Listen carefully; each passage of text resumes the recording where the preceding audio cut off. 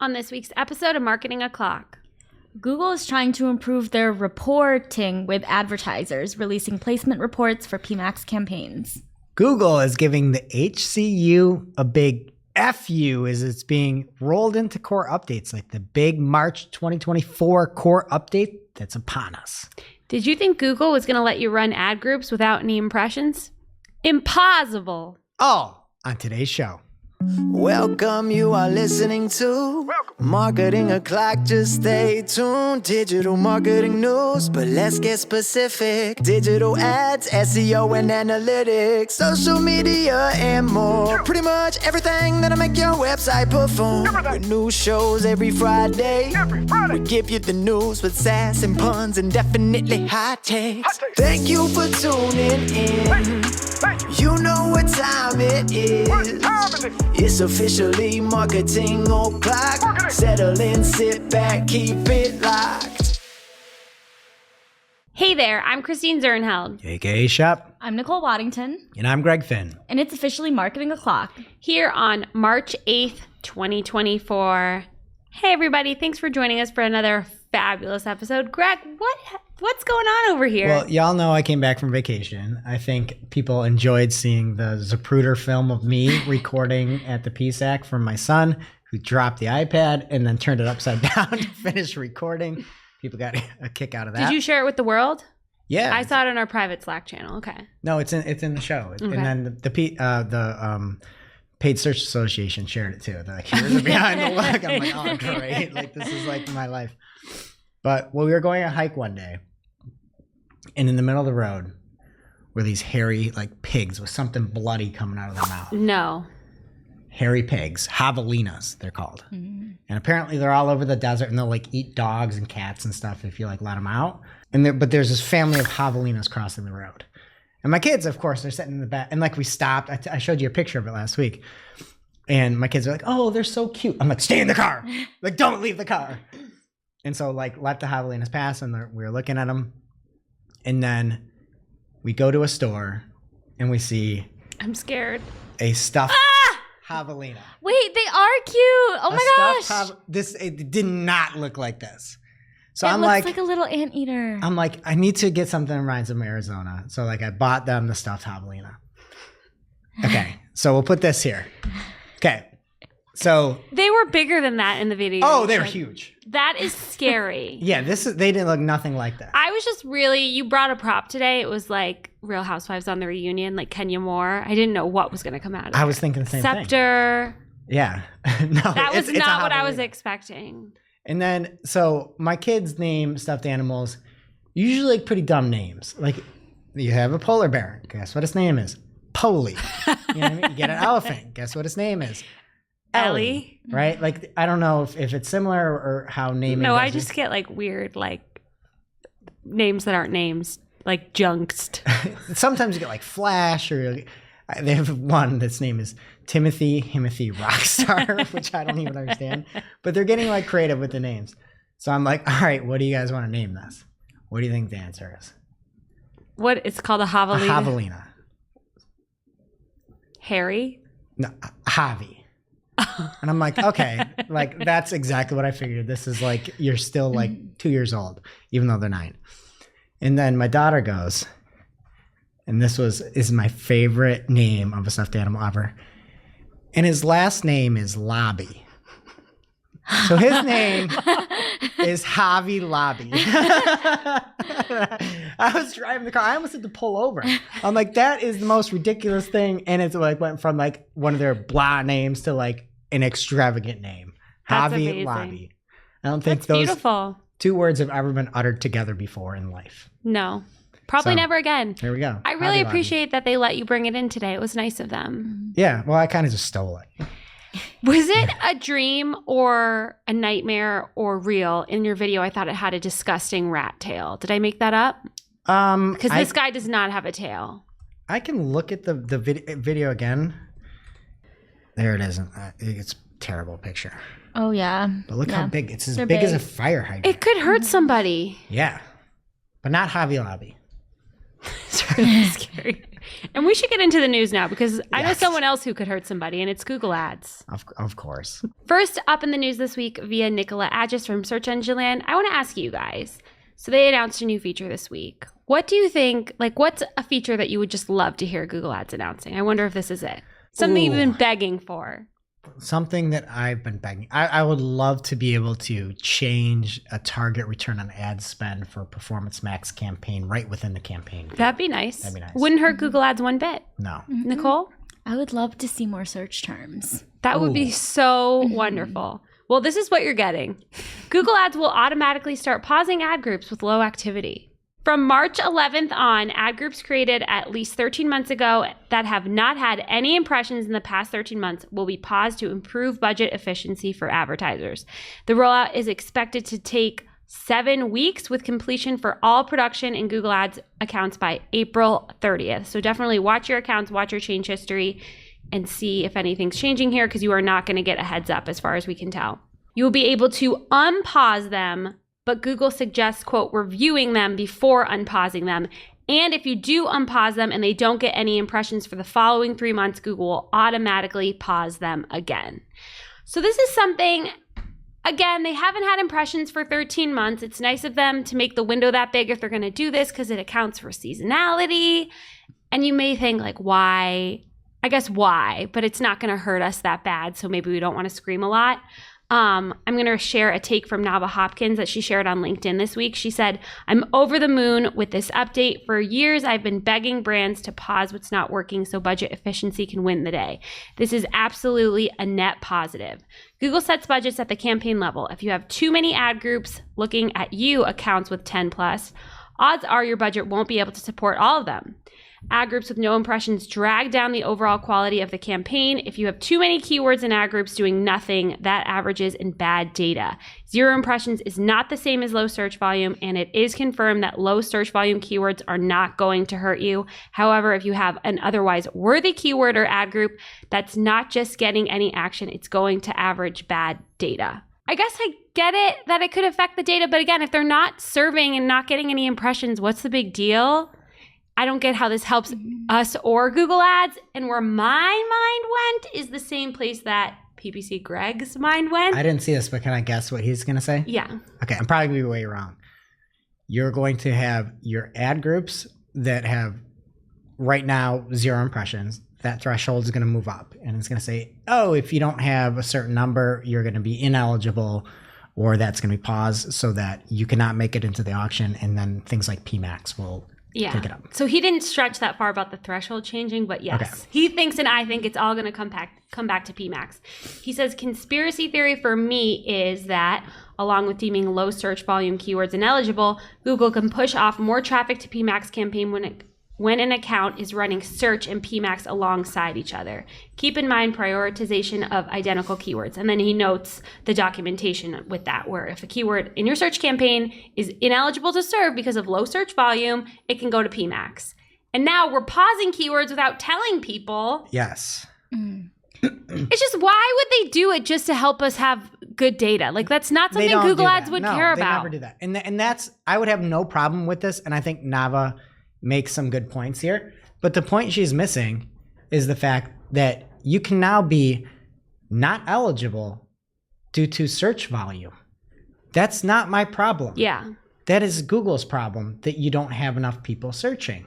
And Nava is making a lot of sense, but that's something that you should be able to talk to your clients about and make a recommendation about, and they make the choice and you make the choice together to pause those ad groups. Right. And if you look at this alone on an island, you'll be like, oh, this isn't too terrible. Right. And I think that's Nava's take. But the fact you will not serve if Google doesn't see enough volume in its low search volume. Now you have to look at everything together. And when you put them all together, you see, well, this is ineligible because of low search volume. Maybe I would get impressions. Maybe I would get clicks. Why don't you just serve the thing and get this out of my account? No, they're making those ineligible so that then it gets routed into PMAX, and then these things are going to be shut down, and there's going to be more going there. Yeah. And then eventually, PMAX is doing great, is working well. It's going to be working. They're going to make it work worse. That's what's going to happen. That's the exact thing that will happen. Come back in 2 years and look at this clip. Yeah. I hate it.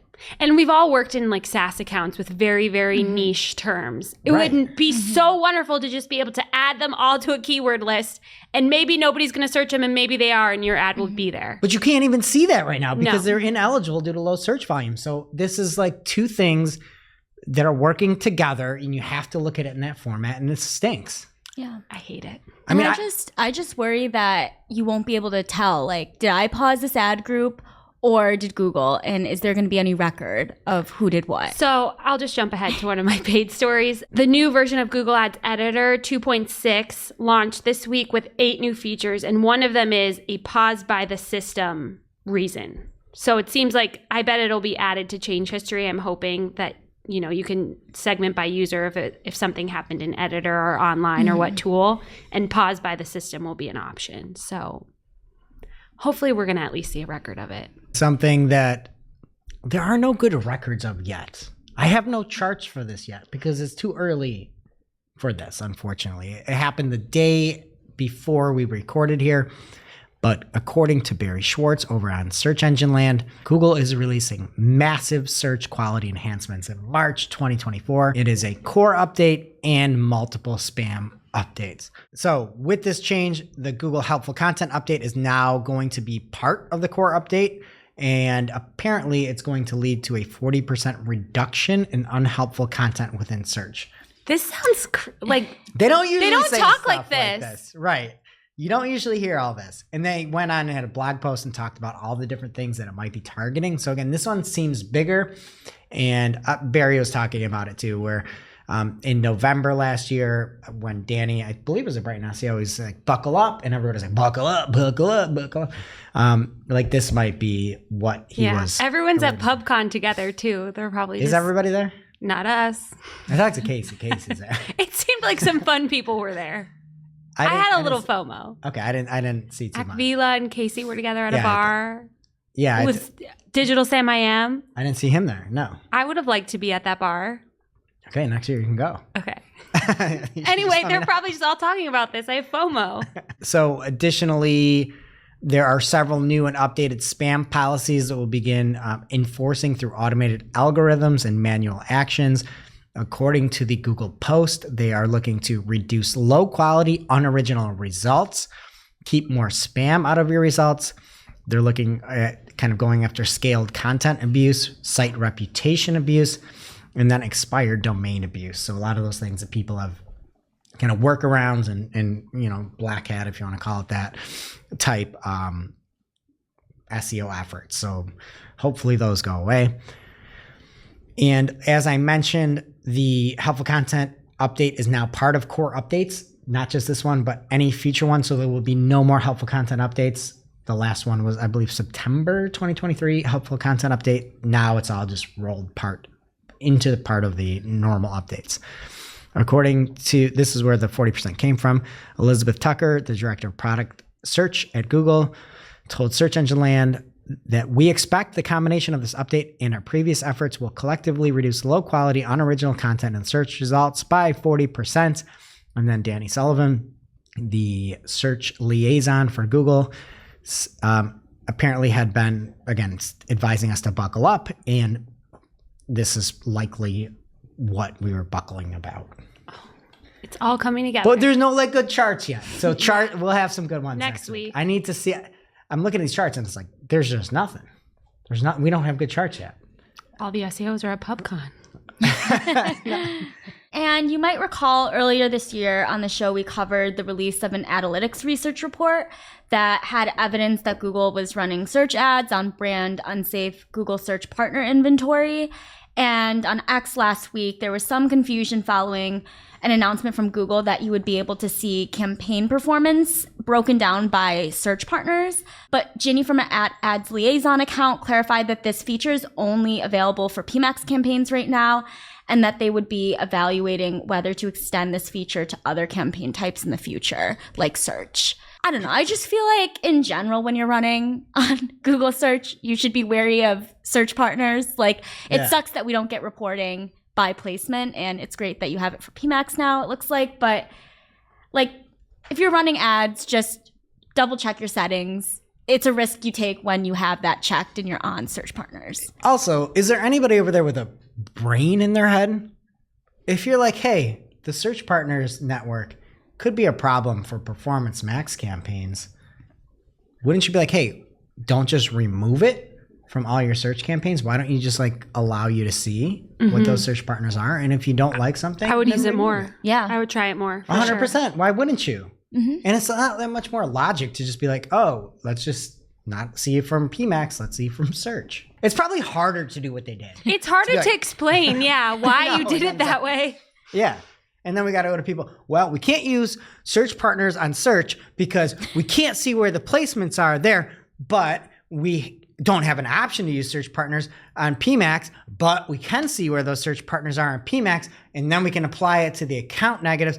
But maybe it works on search partners and search, but we know it works in PMAX. I don't even know how to do this. Like, And by the way, as of recording this, I have not seen how you add those account level negatives for search partners. so as of Wednesday the 6th. So if anyone sees it, let me know. But maybe I'll find it by Friday. More paid news here. Microsoft Advertising is launching Performance Max campaigns globally. They are now out of beta and available to everyone. So you have the option to either import these from Google Ads or set them up in 3 very easy steps. Define your goals, add creative assets, and create audience signals.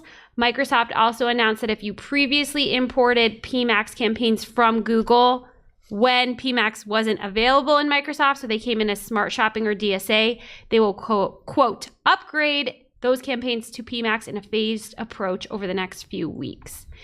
Quote, in the coming months, we'll be adding many new capabilities to our Performance Max campaign, such as brand exclusions, search insights reports, search themes, and video assets. So as you set these up now, there is no option for a video asset. And if you import it from Google Ads, your video is not going to make the migration over. The other big difference I'm noticing setting them up from Google is just the audiences are not as great on Microsoft. So you're probably going to want to use first-party data because there's also no search themes. But other than that, I imported it and it seemed pretty easy. So I recommend trying that. Just make sure you have a good audience list in there.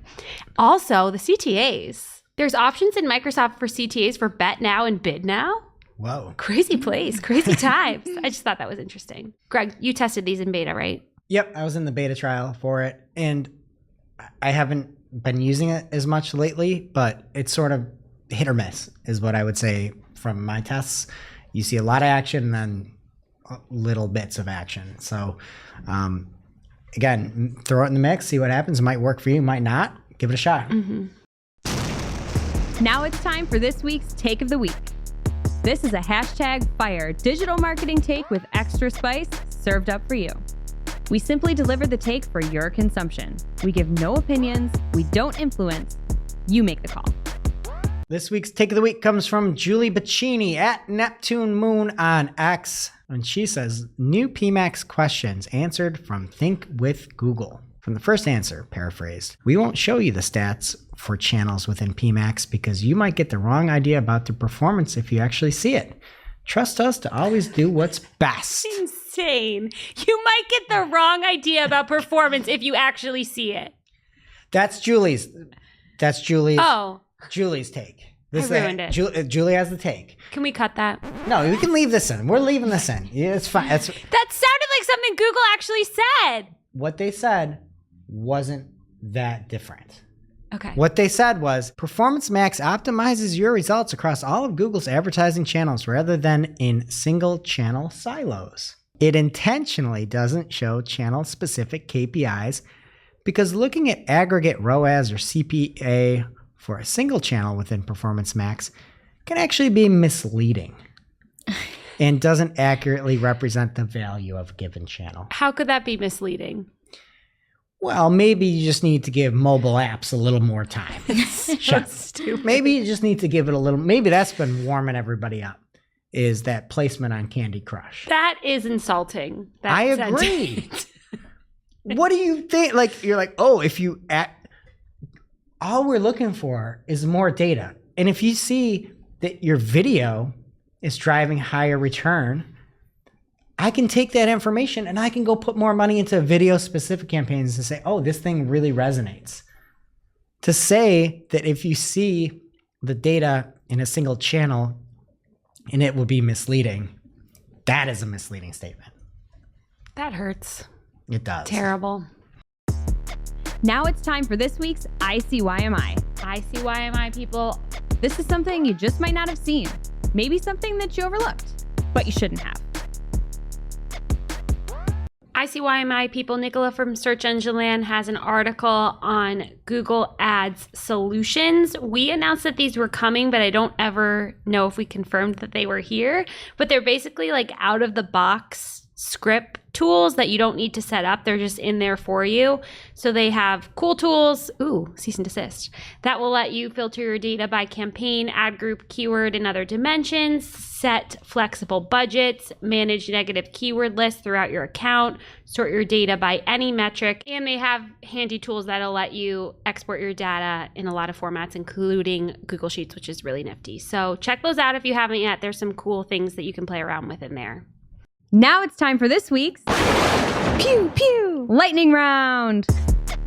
At this point in the show, we split up our content into 3 parts: paid, organic, and social. First up in the paid universe this week, Google is updating the verification process for local service ads. This was first spotted by Anthony Higman, of course, and it looks like this is only applying to LSAs for lawyers right now. So Google said to Anthony via email, any featured professionals in your LSAs, such as lawyers, must undergo an identity check in addition to the license check to confirm their affiliation with your business, and the business owner or senior partner in your firm or practice must also pass an identity check. The rollout is going to start in smaller states, and then by the end of 2024, everyone will have to comply to this. And Nicola says that additional reports are out there suggesting that broader verification processes will be updated this year to address spam issues within LSAs. So be on the lookout for that. But I feel like Anthony's screams are being heard. Yeah, This is great. I think he is the driving force behind all these changes. Mm-hmm. They call Fighting the good Anthony, you know what his middle name is? Verification. I think we can come up with something more fun. Google's search generative experience is impacting ads, and there is a new study by SEO platform SE Ranking that's outlining how exactly that's happening. So they said regardless of SGE snippet presence, ads appear more often at the bottom of search results, and that ads at the top of the SERP accompany SGE snippets more often than shopping ads or carousels.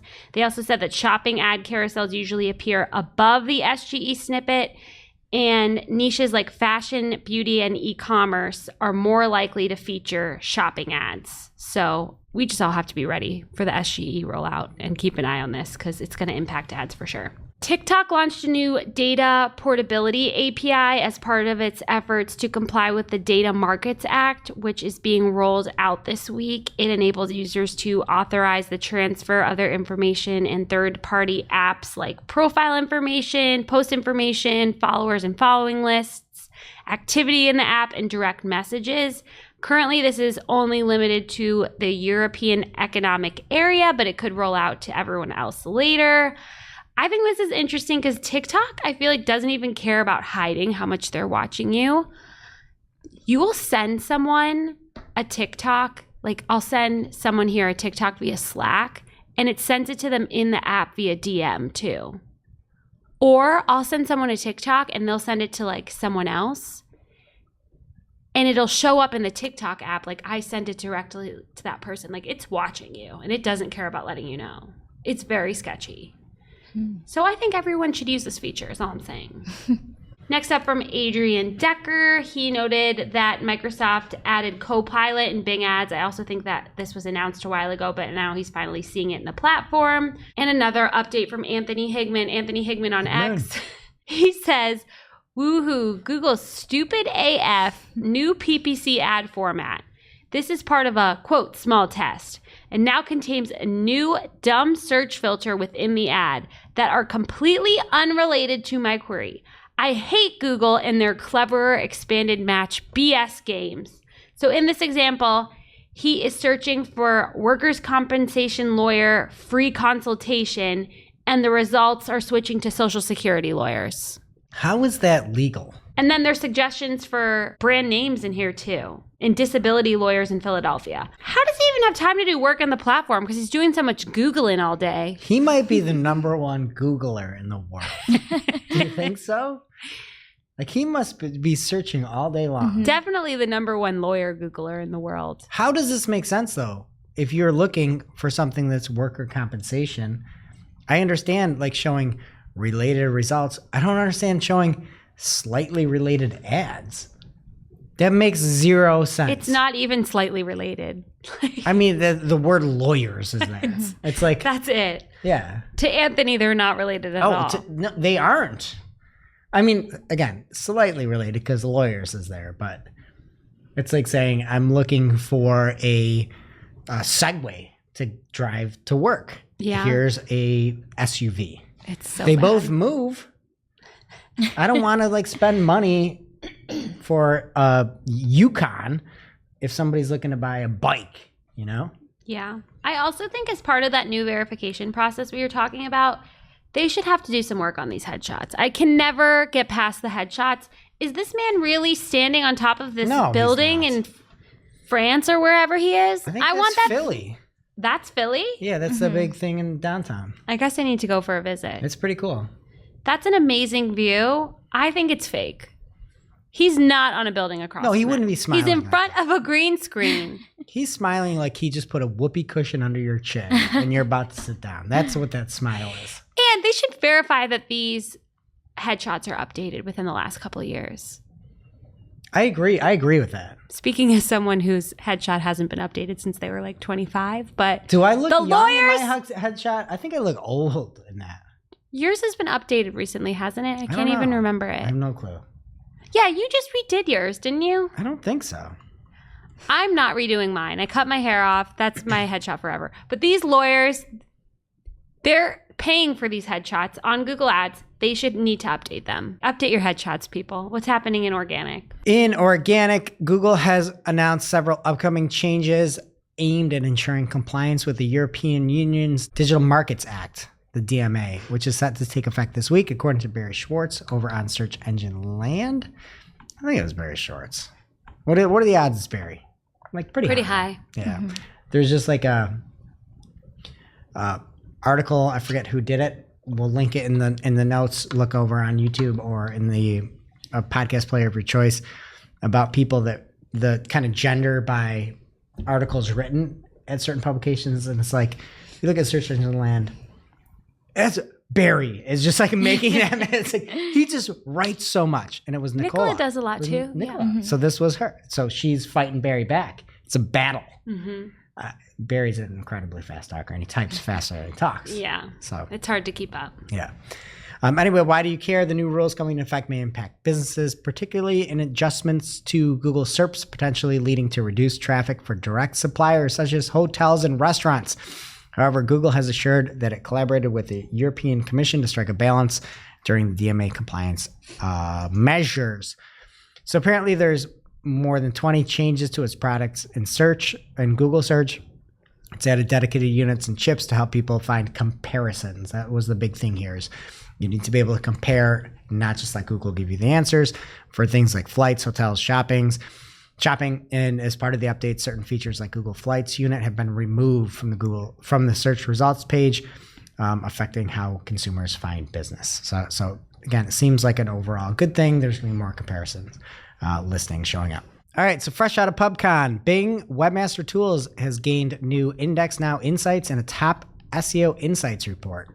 So if you use Bing Webmaster Tools and if you use Index Now, which has 2.5 billion submitted URLs, you can see how Index Now is performing. And you can also see a top SEO insights report. So Fabrice Chanel, the principal product manager at Microsoft Bing, announced this today. And Index Now is accounting for 17% of new URLs clicked in web search results. I also like the name Fabrice. How Do you like spell- Fabrice? Oh, I like it a lot. Fabrice. Yeah, that's like a strong masculine name. Do we know if it's a man? Oh, it's Fabrice from Bing. Really great. Yeah, love it. So did I tell you guys last week I'm on my Iron Chef kick? You did not. Is that the one where like you go and you compete against the Top Chef person? Yeah, but I'm Like watching what's her name? Bobby Flay? Yes, but I'm watching the original one from the 2000s, and they're in Japan, and it's in Japanese with subtitles, and it's really good. Are you Jess Bud? And like last week, the man who's the host, they're talking about how he made Kitchen Stadium, and he's this like rich guy, and the whole story, and the whole opening segment every time is like, He created Kitchen Stadium. blah, blah, blah, blah. I found out he is fake. He's an actor. He's not a real man. They made up a character. This guy who is the face of Iron Chef Japan. Yes, I know him well. He hosts every show. He's not a real rich man. He did not make Kitchen Stadium. He's an actor. This guy. No way. Get out of here. He's fake. Okay, next up, Google Business Profile websites are being redirected to Google Maps. We talked about this a few weeks ago. The Google Business Profile websites that Google was telling people to set up so that they had a location they could send ad traffic to. Instead of just going to Maps, it's now just going to Maps. If you use those URLs you had, it will apparently just kick you to Maps. So awesome. Google loves small businesses. All right. And from Google again here, there are apparently 3 new Chrome features to get more helpful suggestions. The first is you can get search suggestions based on what others are looking for. So if you open up a new tab, it will look at your past search history and recommend things to you. And then you can also see more images for suggested searches. So there's an example where they had started looking for, I think, Bohemian table, and you could see in the results some of the different searches and what they might show up if you were looking for like a Bohemian table. So I think that's good. The other one's like if you have slow internet, so it could be helpful. Okay, ChatGPT can now read responses to you. This is a big deal for me. What's the voice? I don't know yet. I need to try it because I'm still like a Siri person, but I need to quit Siri after I got my hotel in Glendale last week, as we talked about. I was in Glendale and I had to drive 45 minutes to Tempe because of Siri. You're breaking up with Siri. I'm breaking up. My kids always ask me questions and I always just Siri it. I got to start doing this now because it can read it back. Mm-hmm. It's going to be great. I'm just going to ChatGPT it. So it can read, if you're on iOS or Android, you can hold the message and then tap read aloud. But can you read it can it listen to you? That's what's nice about Siri. I don't know. You need that. Mm-hmm. Just yesterday, I got an argument with the kids. They said that a car went 750 miles an hour. And I said, guys, that can't happen. And they're like, yeah, it happened. I'm like, no, it didn't. And so I'm driving in the car and I hit the Siri button. I'm like, what is the world's fastest recorded time for a car?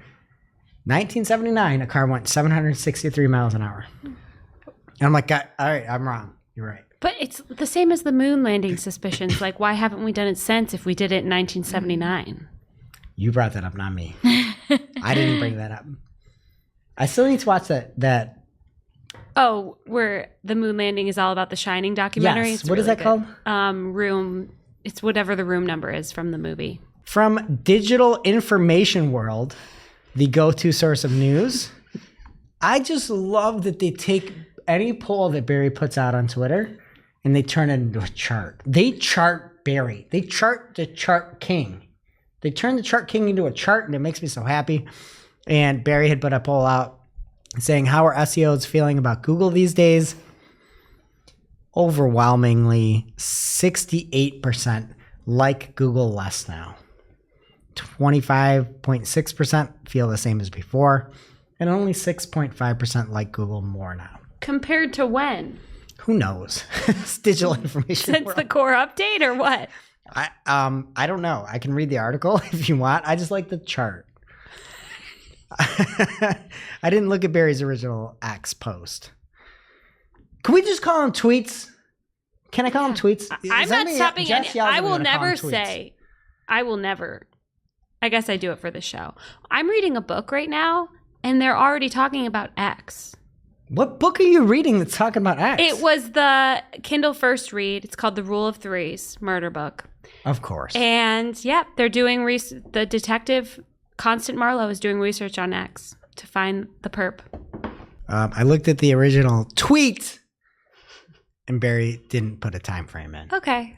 So accurate reporting by Digital Information World there. From Google, they are now, and this might be more like an ad kind of rationale here, but YouTube Kids no longer.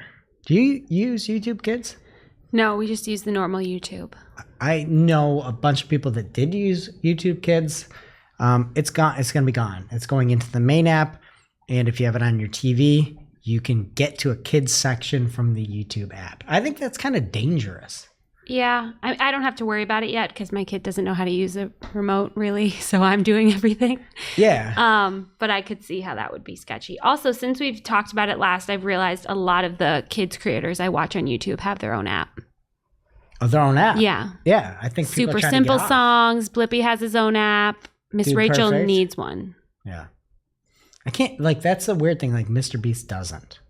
He's, like, still so pro YouTube. Somebody they're paying him, right? Well, they're paying him a ton. Yeah. Yeah. But anyway, you are no longer going to have YouTube Kids. It's all going to be integrated within YouTube. And that's just a reminder. If you look at the content made for families, that targets kids if you're advertising. So you need to make sure to turn that off. Mm-hmm. It's very deceptive, the way that they label that in YouTube in your targeting methodology. So go through and say content created for families or targeted for families really includes kids. And you need to uncheck that box if you don't want to advertise to a 9-year-old. Or the Scientologist advertising to my 3-year-old. Or a 3-year-old. That's great. Yeah. Turn it off. They might want to advertise. They to 3-year-olds. probably do. I take that back. Redacted. Okay, and Tumblr and WordPress are allegedly preparing to sell user data to Midjourney and OpenAI, according to a source that 404media.co found. The exact types of data from each platform are not spelled out in the documentation they reviewed, but that could be a big deal. A lot of people have WordPress blogs and all that Tumblr information. I don't know what you're going to get from that. Like AI is going to look at Tumblr and just break. This might be the end of AI. Taylor Swift was really big on Tumblr back in the day. Yeah, but AI is going to look at this and be like, it's going to be like Idiocracy when AI looks at Tumblr. I don't know. Could be kind of fun. They're going to be like, we just need GIFs. They're going to have like dumb teenage stuff. angst. Yeah, I guess. Like, I don't know what AI is going to learn from Tumblr. Taylor Swift. Okay. A new update to Microsoft's Copilot beta is on the rise. And apparently you can now remove your like assistant feature for Google. You can change it from Google Assistant and you can turn it to Gemini, which used to be Bard, but you can also use Microsoft Copilot. So if you want that, again, it used to be new Bing Chat. Now it's Copilot. You can now use that on your Android device if you want. So instead of Siri, like an Apple phone, you can now say, I don't want Google Assistant, I want Copilot, which is pretty cool. And again, you used to be able to use like Bixby, which was like Samsung's, whatever. You can now get out of that on Android. There's also new AI, and I just love the name of it. It is Claude. Great. So French. Claude. We've got Fabrice, we've got Claude. Things are going great today. And there's a Claude 3 family model that is out there. The names are Haiku, Sonnet, Sonnet. and Opius. I can't tell. Opus. Opus. And apparently they're all better than ChatGPT and Gemini. So maybe It always is better than the other everything's always better. And then you try it and you're like, this sucks. Like, Whatever, Claude. yeah. Get out of here, Claude. It reminds me of Jeeves. Remember Ask Jeeves? Oh my! We need a Jeeves AI. We need a Jeeves. That would be amazing. Claude, Jeeves, Fabrice. That's we need to get back to that. That was Fabrice is a real person. all right. There is also a new computer worm threatening AI models like ChatGPT and Gemini. Maybe it's going to get Claude too. What if it gets Claude? Don't come for Claude. Don't come for Claude. Protect Claude at all costs. And I think it was somebody from Stanford or Cornell, Intuit, and Israel's Technion. I don't know how to say that. Technion. I think it's funny. You're like, oh, I'm from Cornell, and then I team up with Intuit to like come up with this worm, and it's like a 0-click worm, and it messes with all the AI, and it sneaks in harmful prompts, and it makes the AI repeat the prompts. So if you want to see what's going on, there's a link in our show notes over at newsletter.marketingclock.com or community.marketingclock.com. And then lastly here today, we've got a post that I saw on Reddit or Google, and take it with a grain of salt. It's from Business Insider, so it's probably as, reliable as a coin flip. Probably less reliable than a coin flip. But some of the comments on the thread I thought made sense. The actual post over on Reddit was that, again, referencing this Business Insider article, is that there are growing calls for Google CEO Sundar Pichai to step down. And I thought some of the comments were interesting. Somebody named Lucky Method said, I work at Google, and for what it's worth, I heard he's very good at finding common ground between very opinionated people, but he's not much of a driving force on his own. That's the kind of skill that works very well for a high to mid-level exec, but not for a CEO. I think a lot of what we're seeing might simply be down to who he is. I think somebody with a different temperament and maybe a bit more opinionated could work better for Google, but there's a high risk in that change. Finding someone that can lead a company like Google is not an easy task. Microsoft got super lucky to find Satya, and it wasn't a slam dunk that it would work as well as it did. And another person named In the Madness, so again, take all this with a grain of salt, said, when Sundar was my product manager, he was able to guide us to some very bold moves, and I appreciated working with him. I don't really know how that translates to running a company, though. From user Harambe's Law, so this is again after a dead... Rest in peace. Yeah, a dead gorilla. It says, former employee here. Ever since he took over the company, we would never reach our goals, and the corporate speak has gotten worse. I don't blame him entirely for that. There's a lot of yellow tape with everything and hundreds of meetings, but as a CEO, he does seem to find a middle ground and not disrupt the pecking order. Google is not a young company anymore, and it shows. Lots of employees just want sustainability and predictability. Oh, I can't say that name. Somebody says, excellent. I used to like Google before him. He's just one of those vanilla CEOs who want profit over everything else. And then lastly, I thought this was maybe, I don't know what this means. I'm too dumb to know what this means. But Impressive-Record says, Sundar is the Angela Merkel of business. He manages instead of leading. No vision, no strategy, just moderating among different views and going with the flow. It gives the illusion of good progress while times are great, but eventually the heck hits the fan. Those are very different takes from everyone. Yeah, I tried to get the good and the bad. I tried to take the most helpful thing. Like some people are saying he doesn't do anything, and then other people are saying he's just all about profit. I would say the overwhelming majority is that people don't like him. Yeah. On Reddit. But for different reasons.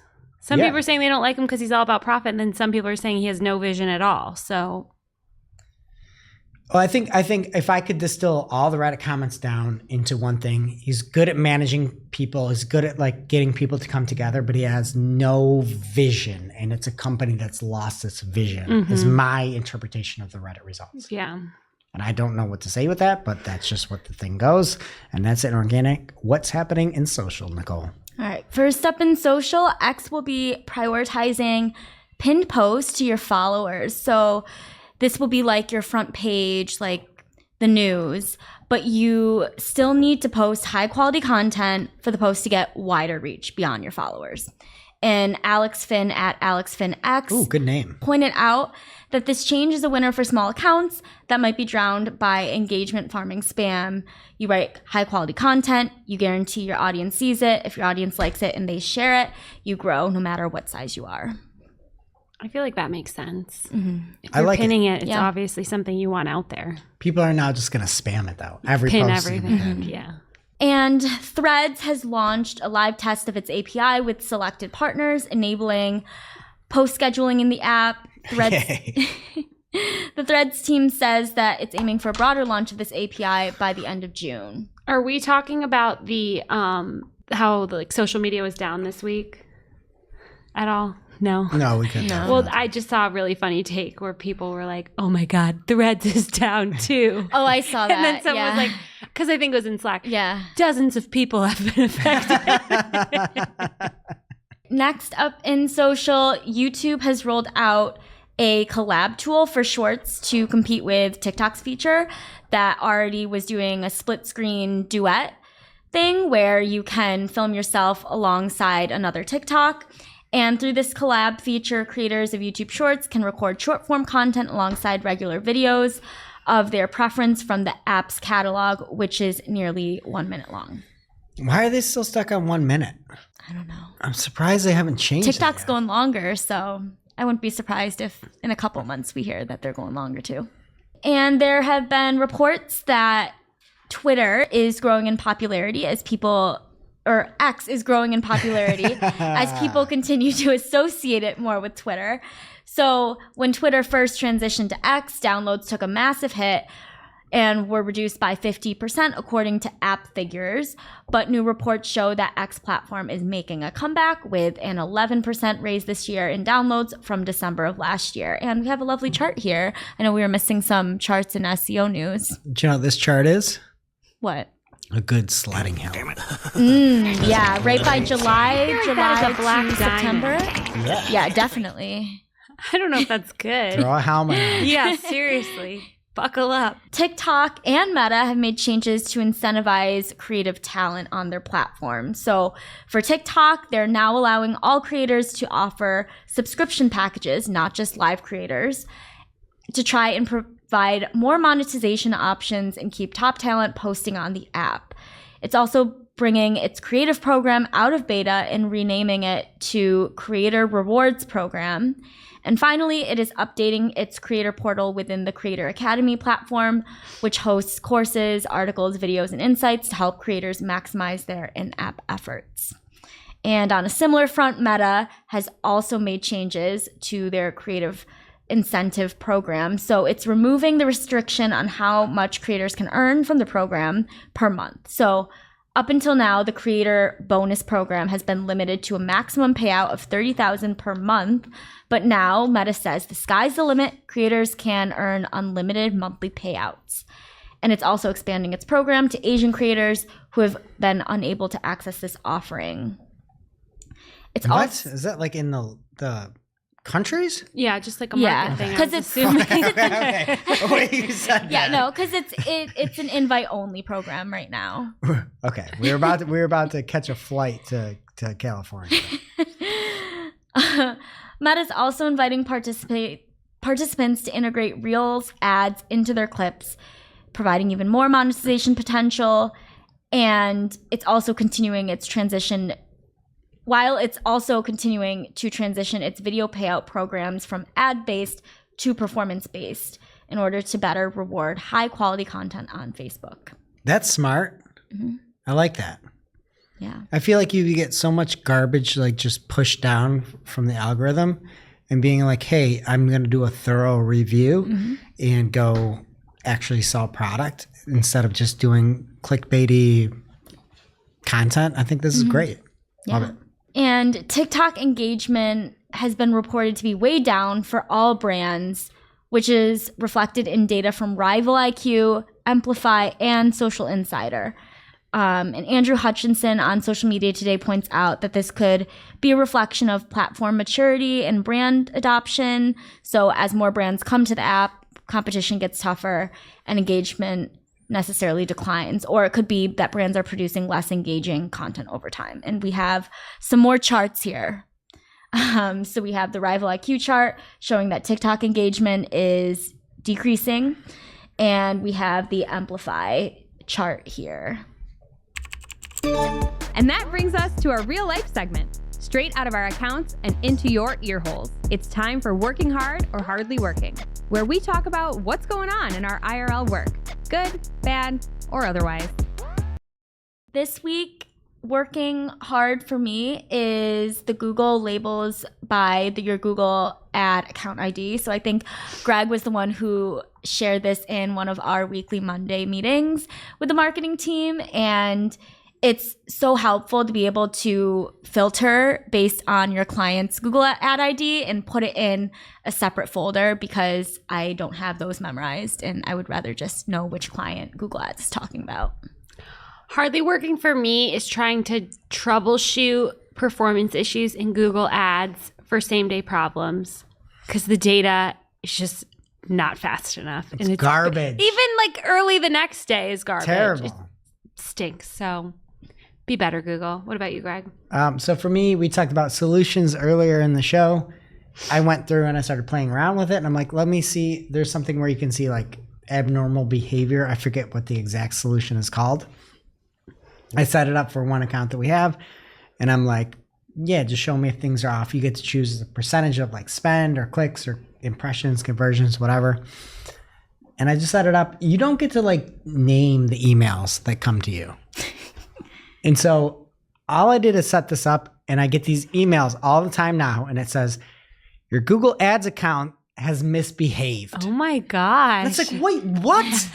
Misbehaved? I can't go in and I cannot edit this. It's like, maybe it's overperforming. Like, I don't know. It just says has misbehaved. I have never heard the word misbehaved used like that. No, like it's always about toddlers. Every single day now, I get a message running hourly saying that my Google Ads account has misbehaved because it's spending a little bit more than it thinks it has. And it's not even like it's like wild. It's like at this time, usually you spend $280 and you've spent $300. I'm like, okay. No big deal. Yeah, it's not a misbehavior. I had to pause my solutions. I was playing around with them and it got really annoying. Yeah.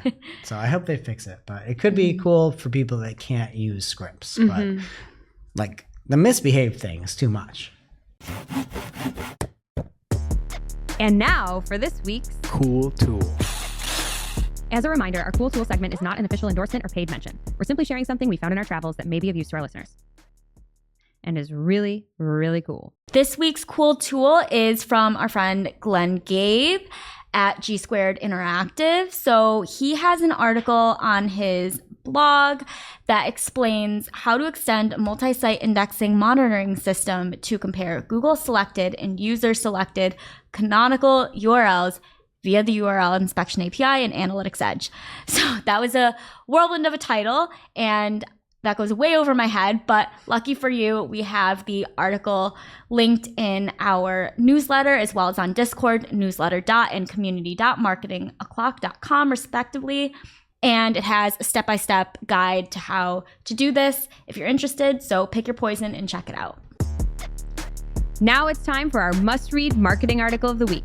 An article so advanced, so in-depth, so detailed that we simply cannot cover it in its entirety on today's show. This week's must-read marketing article of the week comes from Lazarna Stoy over on Search Engine Land. And the name is How One Google Featured Snippet is Killing Commercial List-Based Content. If you don't know what that featured snippet is, it's from sources across the web. And she goes on to say how from sources across the web came to dominate search results, how it relates to programmatic SEO, how this practice is worse for both users and publishers, and why Google is doing it nonetheless. Spoiler alert, it's money. And then it has a breakdown of the SERP's accuracy, what are Google's motivations, why the practice actually hurts all the users and publishers, and why they care about it, and why you should too. And one of my favorite parts in the article was the thumbnail in the video at the very end of the article. Like, they knew this was going to be a white screen, and it's a giant picture of sources across the web, and it says why this snippet sucks with a big arrow there. So I thought it was interesting. You should know it if you're in SEO. So thank you, Lazarnia. And now on to our playlist of curated songs to work to. You can head over to playlist.marketingoclock.com to listen to Marketing a Playlist. Nicole, what will you be adding this week? I will be adding Gangsta by Free Nationals, A$AP Rocky, and Anderson .Paak. I'm going to be adding a song that has been stuck in my head all day, and that is Boothing by Paul Russell. And I thought I added this before, but I looked and I didn't. I'm going to go with Future Islands, The Tower. All right, that does it for today's show. It is now officially not Marketing O'Clock. Thanks for listening. We missed you already. We can't wait to see you next week. Thanks for listening to Marketing O'Clock. If you're looking for more information on today's topics, head over to marketingoclock.com/newsletter to receive every single article we covered. We share the news as it breaks in our Discord community. Head over to community.marketingoclock.com to join. Welcome to this week's Shootin' the Heck, where after our famous Friday news show, we don't talk about marketing anymore. We just Shoot the heck. And this week, we have a fantastic game. I don't know what it is. Yes, we are doing a quiz trivia. You can all ring in. My favorite. And I'm going to give it to the closest person I think. It's going to be really tough because closest is like going to be a loose term here. So I'm the judge, the jury, the executioner. That makes a great game. This never works out. Okay, so right around the corner, it's officially March. Mm-hmm. March is best known for what tables? March is best known. St. Patrick's Day. Okay, March is best known for what? St. Patrick's Day? No, March Madness. Madness. Oh, March Madness. Oh. Yep. Okay. Got it. Okay. That's It's what- big in my house. Yeah, you would think so. Okay. So in the US here, a lot of colleges have wild mascots. Mm-hmm. So I'm going to give you a university and you got to come closest to what their mascot is or who it is, what it is, anything like that. Okay. Okay. All right. So first up, we have Texas Christian University. What's the TCU. mascot? They've done well before. Okay. Everybody gets to try to get closest. Can you repeat the name? Texas Christian University, TCU. I'm not going to remember. The elder flowers. Oh. I Tables. was supposed to ring in. Frog. Okay. It's something weird. We have the elder flowers, the frog, Like a centaur. and a centaur. Tables is like nearly on the nose with it. Their mascot is Super Frog the Horned Frog. Whoa. Super Frog the Horned Frog. So Tables has one. Make sure you're Yes. tuning in on YouTube to see this guy in action. He has spikes everywhere. Next up, He looks like an alien. the University of Miami. Oh, Shep. Shep. The Hurricanes. Okay, the Hurricanes is their mascot. Oh, no, that's the hockey team. Wait, I do know. Tables. I have a friend who Tables. went there. Ugh. A duck. Okay, Nicole. What is it? It's not the Ducks. University of Miami, aka the U. They go like Wait. this. They do, the U. What is the mascot? That's the question. that I'm asking. Somebody you. already said, you said hurricane already? She said a Hurricanes. Oh. Table said a duck. The sun. It is actually University of Miami. Tables getting two. It's Sebastian the Ibis, which looks quite like a duck that you can see there. I don't like that guy. No, it's creepy That's duck. not. Okay, not next good. we have Delta State University. Probably won't be in the tournament this year. Okay. What do you got? Oh, where is that? Great question. It's in Delta, the state. Nicole. Nicole, An airplane. airplane. Shep. Shep. The Dandelions. A dandelion. Tables. I was going to say airplane. Where is it? Delaware? Delta. I don't know. Delta. Oh, the Fighting Triangles. Are you changing your answer? You can't change your answer. I already ringed it. I'll go with that. I'll go with the fighting triangles. Okay, it is actually Shep's point. It is the fighting okra, that weird vegetable that you have to eat. Wow, I was pretty close. pretty close. It is a plant. All right, Tables. You are next. Or you're up two. Shep, you're one. Okay, Western Kentucky University. The Bourbon Slingers. The Bourbon Slingers. Okay, A chicken wing. a chicken wing. Why? Tables. Kentucky Fried Chicken. Tobacco, smoking. I have no idea. What was your first answer? The Bourbon Slingers. I'm giving it to Shep. It is actually Big Red the Hilltopper. What's that? It looks like almost like a this looks McDonald's. like a lot of things. Yeah, it looks like a McDonald's character or Sesame Street character, something like that. It's frightening, to be honest with you. I don't like how there's no torso. It's all legs and head. I He's hate Poe this. the Teletubby. Okay, this should be the Teletubby. I would have had that beat your answer. Do you want to do any more of these, or Sure. how many more? 2. Okay, it's Shep 2. Well, what's the score? Tables Depends. 2. Okay. I'll find a good one here. Okay. This one's a weird one. Oklahoma State. They're good. We should know this. The mascot for Oklahoma State. Nicole. Nicole. A cowboy. Okay. They're not the Volunteers, right? That's Tennessee. I don't know. The pizza slices. The pizza slices. Tables. Sooners. No, that's Oklahoma regular. Wait. Oh, Oklahoma's OSU? Yep, you're out. It's Pistol Pete. I know him. That one. It is a super creepy, giant-headed person. He's married to a Duggar girl. Is he Jill really? Duggar's husband was Pistol Pete. I remember that. That is the least surprising thing I've ever heard. He also Okay. was a lawyer. Yeah. Or- Andy had adult braces. They looked really painful. All right, I had one here for PPC Greg, Sparty the Spartan. He gets mad if you call it just Sparty from Michigan State, but we'll go with the tie break here. Unless Nicole gets it, then we have one more. Okay, Stanford. These are all big Nicole. ones. Nicole. Tree. On the nose, the tree. Are you serious? Yes, it is the weirdest looking mascot Oh you've my ever gosh. seen. It is now tied up 2-2-2-2. Okay, and we are going with another one. The more specific you can be, the better. LSU. Just won a national title. I Few know. years That's back. Louisiana. I know the theme. Tables. Tables. Tiger. I know Okay. it's Tiger. Golden Tiger. Okay. I'm going to say a leopard. Okay, so we have tiger and golden tiger. Oh, no. I want you to be a little more specific. Both of us? Gee, come up with whatever you want. Names. I'm gonna go with names. Wait, can I change my answer? Sure. What about a Bengal tiger? Tony the Tiger. Let's go name. I'm gonna go name. Everybody's in on tiger. Name. The name of Closest the tiger. name. Or details of the tiger. Tables. Tables. White. Okay. Nicole's Bengal. Tina the Tiger. Okay. I'm giving it to Nicole. 3 in a row. Wow, what a comeback. This is in there because it is Mike the Tiger.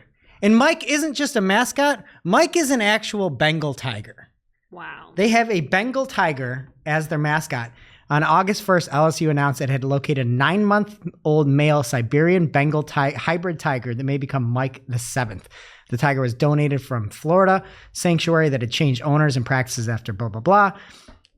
And it's now not allowed on the field on game day anymore. PETA is quaking. I know. I was PETA going to had a say, big petition to was not- it Carol Baskin's tiger? They had said not to buy a tiger, but to get one from a sanctuary, which they did. So I think that might be something good. And then they're trying to make the house like technically a tiger sanctuary, like jurisdiction legally or something like that. But they have a real tiger as their mascot. So what does he do if he doesn't go to the games? I have no idea. I just didn't. There's like a tiger mascot-ish thing, but like the real mascot is Mike number 7. I also think it's funny. You've got a tiger and its name is Mike. And this tiger, they took it, his name was like Norman or something. And they're like, well, once we got Norman in 9 months, then we changed him to Mike number 7. Mike, the tiger, the real tiger. Nicole, 3 in a row to come back and win. Great job. That's amazing, Nicole. And we will see you next week. You know what time it is. It's officially marketing o'clock. Settle in, sit back, keep it